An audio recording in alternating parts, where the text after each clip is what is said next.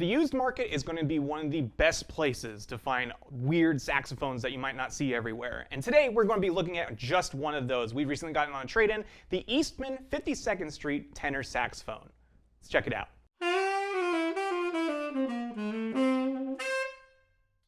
Howdy everybody, my name is Andrew King. Welcome to Alamo Music. Don't forget to check us out at alamomusic.com, where we have so many instruments just like this, and this one in particular. We are looking at the Eastman 52nd Street tenor saxophone, the unlacquered version. Now, if the 52nd Street is a legendary place over in Manhattan, New York, it is the birthplace of bebop, where people like Charlie Parker, Thelonious Monk, and so many more all gave roots to some of the best music out there today, at least in my opinion. I love it. And so what we're going to be celebrating today is this saxophone. We are able to get in trade-ins from all over, even some horns that we don't deal ourselves, and this is one of those horns. Eastman tenor saxophones have been one of my favorites as far as a great jazz playing horn for the price for a very long time. I've been around them for a long time. They've been as far as just introductory pro level instruments, some of the best ones you can get as far as those go. And honestly, I'm just a huge fan of these like kind of unique Taiwanese made boutique saxophones that all kind of do something a little different from each other and just kind of fulfill these niche flavors that some people just need. And this is one of them. Now, there are a lot of reasons to go with a used instrument. One, the price is just lower. It's just a good idea. And honestly, if you're going to be looking for, if you know what you're looking for as far as like brands and where to get them and everything, this is actually one of the best ways to go about it. Because you can go ahead and invest your costs as far as repairs and whatnot, think about what you need to put into it, and then when you go ahead and get it, then you know what you're looking for and you're all settled. But one of the big minuses is just if you don't know what you're looking for. Especially with entry-level professional instruments, these are the kind of instruments that a lot of high schoolers that are finally making that jump going to make. Parents want to get the coolest instrument for their child, so they're going to get whatever the shiniest new toy is, or maybe they'll just look up the first thing and get that one. So it's really hard to kind of gauge when people are looking for used saxophones or used instruments in general, for that fact. You want to make sure that you're getting the most educated decision for you. And that's why we're here. So whenever we get trade-ins and whatnot, these kind of instruments are always a good one, always a good choice based on our recommendations, what we have on the website, and they're all going to be vetted and checked through the website too. So don't forget to go to alamomusic.com, where we have a bunch of these kind of used instruments available to look at, this one in particular as well. With all that being said, let's go ahead and talk about the horn proper. The 52nd Street tenor saxophone, and the unlacquered one in particular, is fantastic. Rolled tone holes allow for more contact with the pad, meaning that you don't need to push as hard on the instrument to make it make full sealing.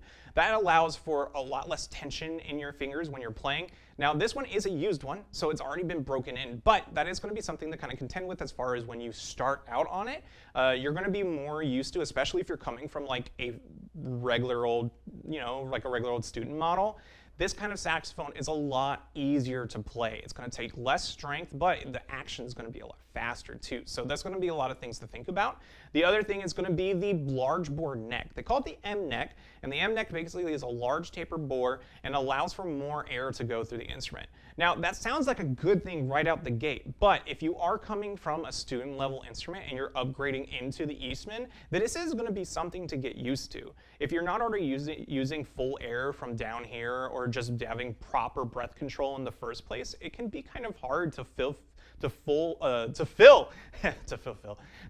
entire instrument and make it just sing. You're going to need that air. And so if that's something you're coming into from it, make sure that you're doing proper breath techniques. I highly recommend checking out the breathing gym. You can find it on YouTube. Those are awesome lessons as far as being able to fill an entire instrument. And last but not least, again, the ergonomics on it are fantastic. My hands, I like them. They're good. They're a little larger than most people's hands. But for me, this instrument just kind of fits. It's awesome. The only thing I'm not a huge fan on with this kind of horn is that the side B flat, side C, and side E key, Those are a little more in than I'm used to. I'm used to the kind of horn that I play. I play a Yanagisawa 880 tenor saxophone. It's a great pro instrument. That's one I've been using since high school. That one's a little more to the side, so I'm used to that. But with this one, I'm sure it's kind of instrument where you can definitely invest yourself. I really like the palm keys where they're located as well. It's just very ergonomic overall. I would just raise those side keys just a little bit on the right hand, but otherwise the instrument just plays awesome. I'm able to get a good solid subtone in tune with great intonation right out the gate from the whole horn. In playing octaves and everything like that, it just does what it's supposed to.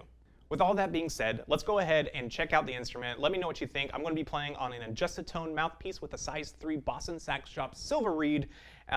Enjoy.